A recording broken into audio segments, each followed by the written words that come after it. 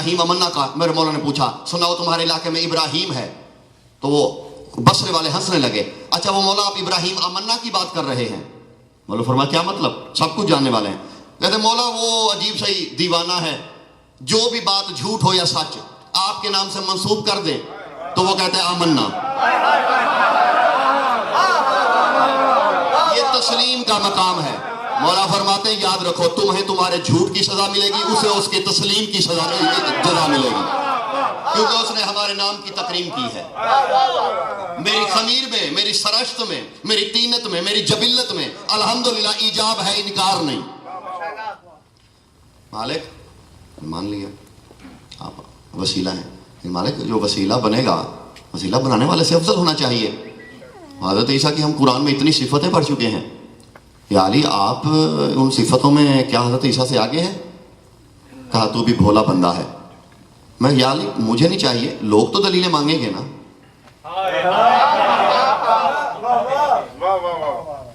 कभी ख्याल में बातें करके देखना, जवाब मिलेगा।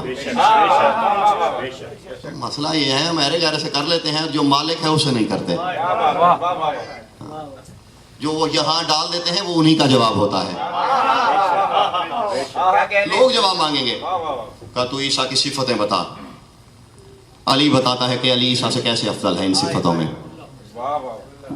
मैंने हाथ जोड़े, मैंने कहा मालिक पहली सिफत है हजरत ईसा की,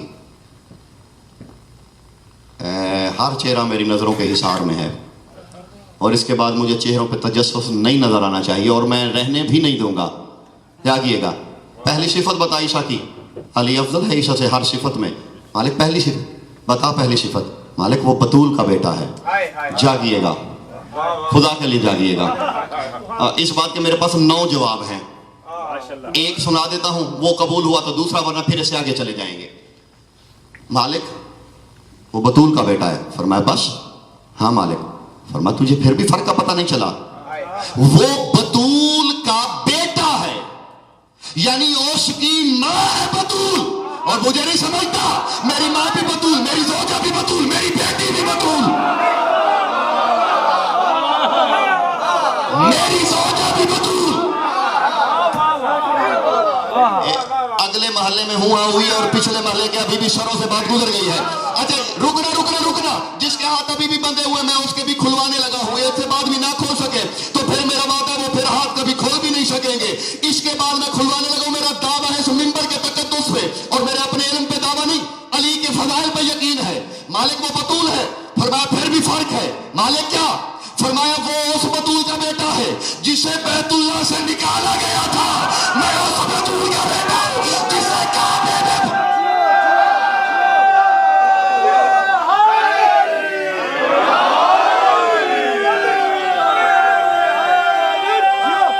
आबाद रहिए, आबाद रहिए।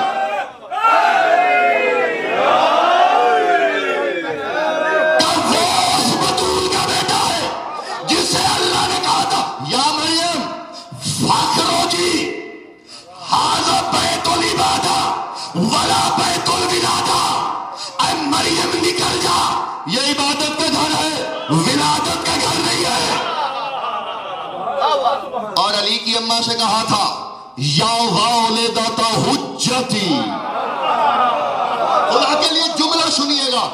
पाक अली की अम्मा से जो कहा गया था, मक्के की औरतों ने पूछा था बीबी फातिमा बिन्त असद से, ऐ मलका इस आलम में तो कोई घर से नहीं निकलता। भी फरमाते मैं खुद नहीं निकली। तो फिर कैसे? फरमाते मैं अपने मुसल्ला पे बैठी हुई थी, एक गैब निदादी ने मुझे निदा दी। क्या निदा थी? या वालिदाता हुज्जती हलुम्मी इला बैती वताहिरहु वअज़्ज़िमहु वअकरिमहु वलो लम तहुल्लु व इन्ना बैती कद याती इलैके।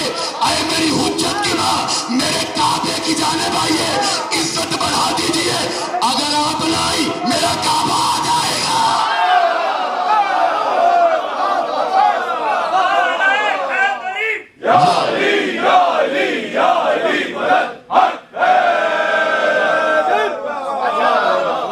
गुजारिश समझ में आ रही है मेरी, यकीन मेरे हबाब के। वो भी बतूल का बेटा, ये भी बतूल का बेटा। फर्क ये है वो कनीज बतूल का बेटा। चले आगे आगे बढ़ें। अभी इतना वक्त नहीं है, मैंने 2-4 सिफ्तें और भी बताने की कोशिश करूंगा, 2-4 सिफ्तें बता लूँ, वक्त भी थोड़ा होता है। और सजाद भाई को और खसूसन आपको ये शिकवा रहता है कि थोड़ा पढ़ते हैं। जब मुकद्दर में हुआ फिर इंशाल्लाह ज़्यादा, अब वक्त को भी मद्देनजर रखना होता है।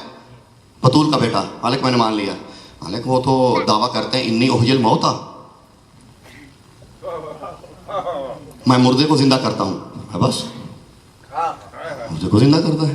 हाँ मालिक, फरमाया उसे देख वो करता कैसे है।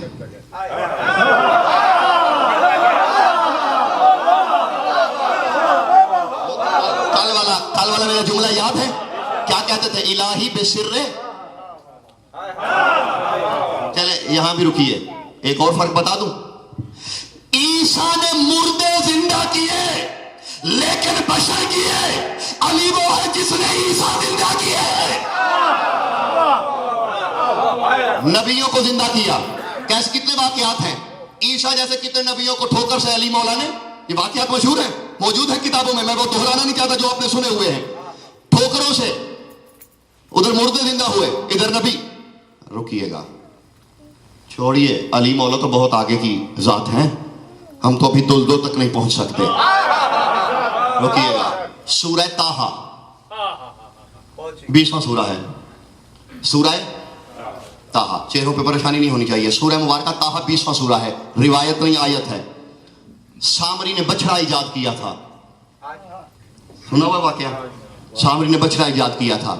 क्या था वो, सोने वगैरह का और इस किस्म का कुछ बनाया था, तो उसने ऐसा कुछ फूंका कि बछड़े में जान आ गई।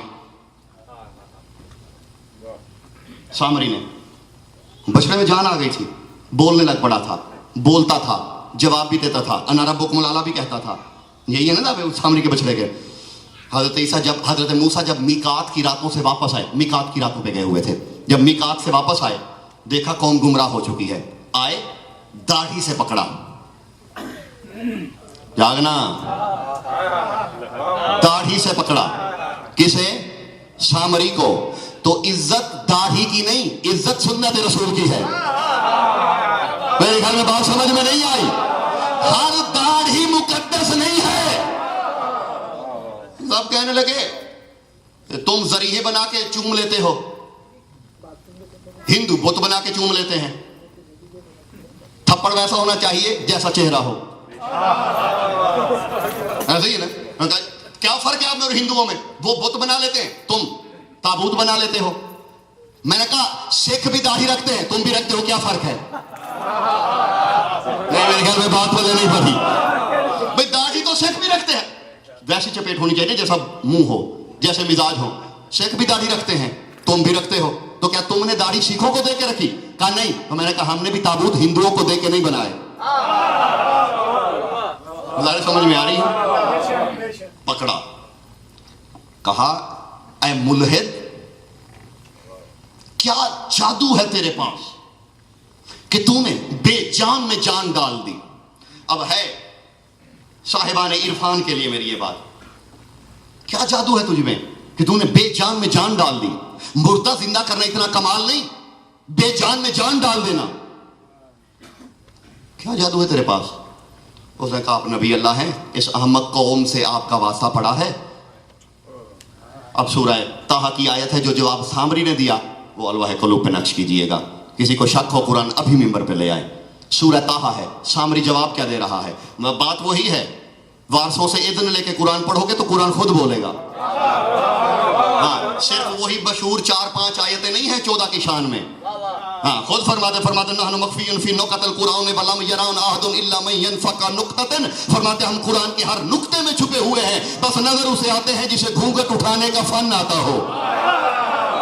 हाँ, जागिएगा।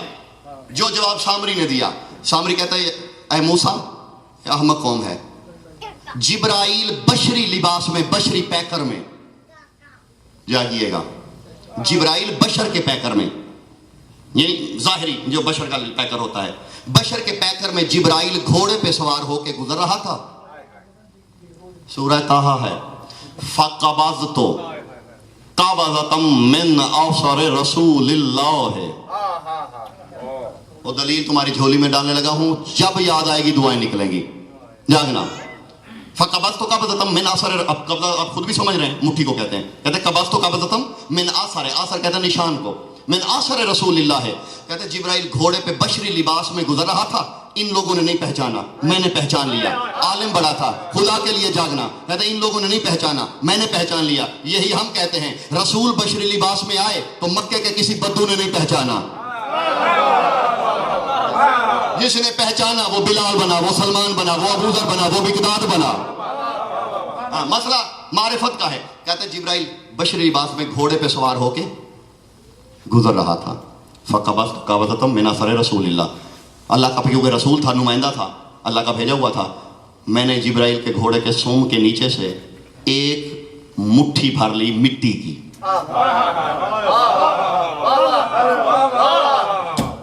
जागना, कहते मैंने जिब्राइल के घोड़े के सूंड के जहाँ सूंड के निशान थे, वहां से क़ब्ज़्तु तो क़ब्ज़तम मिन असर रसूल, जहाँ वो निशान पड़े थे, असर निशान, आसार निशान को कहते हैं, वहां से थोड़ी सी मिट्टी उठा ली। मैं यही कहता हूं कि हमारी इबादतों को रस्म ना कहा करो। जिन्हें तुम रस्म कहते हो, ये किसी न किसी हुज्जत से मंसूब इबादत होती है। हाँ, रस्म अपना कहे या गैर कहे, कोई भी कहे, ये रस्म नहीं, ये इबादतें हैं। उठा ली और दलील देने लगा हूं, मिट्टी उठा ली।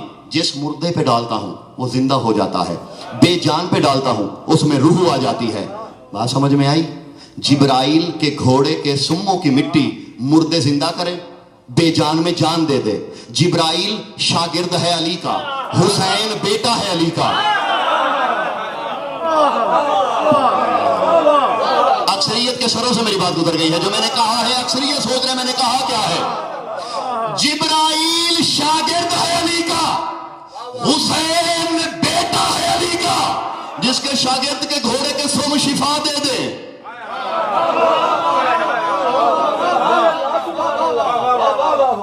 जी, वो बहुत दूर की बात है। मालिक हजरत ईसा तो गैब की खबरें बताते थे। गैब अल्लाह के सिवा कोई नहीं जानता, यही है गैब अल्लाह के सिवा। तो मैंने कहा भाई वो शय बताओ जो अल्लाह से गैब हो।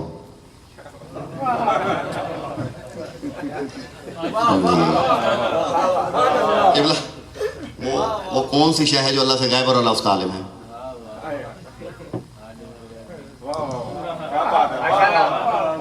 समझिए, कुरान के मिजाज को समझिए।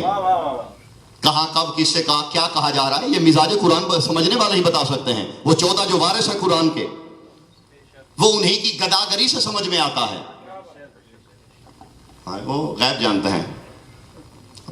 कलेजे हों अगर मजबूत तो एक बात कहने लगा हूं,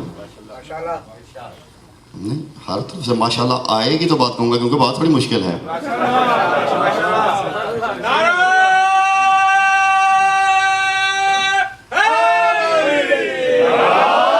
चलिए 4-5 जुटे हुए हाथ मैं तस्दीक समझता हूं। बात कह दूं, पहले जवाब मुझसे सुन के जाइएगा, जवाब के बाद जो दिल में आए वो नतीजा निकाल लीजिएगा। वो गैब जानता है। फरमाया इतनी छोटी छोटी बातें हमसे मंसूब ना कर, हमारे जानवर गैब जानते हैं।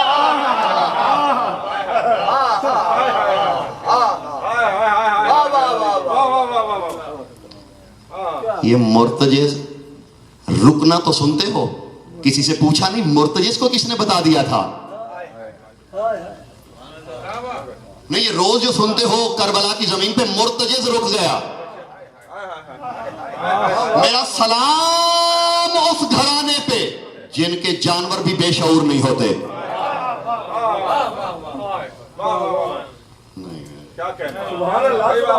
रुकिएगा।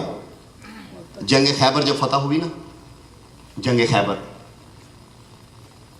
उदासी नहीं होनी चाहिए। मेरे मौलाना खुद फरमाता अमरुना साबुन मुस्तसबुन ला यहतमिलु इल्ला नबिय्यन मुरसलन व मलकन मुकर्रबन व मोमिनन यमतहिनल्लाहु कल्बहु लिल ईमान वल इरफान। मेरे मौलाना फरमाते हैं हमारे अमूर बहुत मुश्किल हैं, हर बंदा बर्दाश्त नहीं कर सकता। जागना। खैबर जब फतह हुई ना, नबी अकरम का वो खैबर में एक यहूदी का गधा था, अब्दुल्ला था यहूदी का नाम, उसकी मलकियत में गधा था। जब सबको कैदी किया गया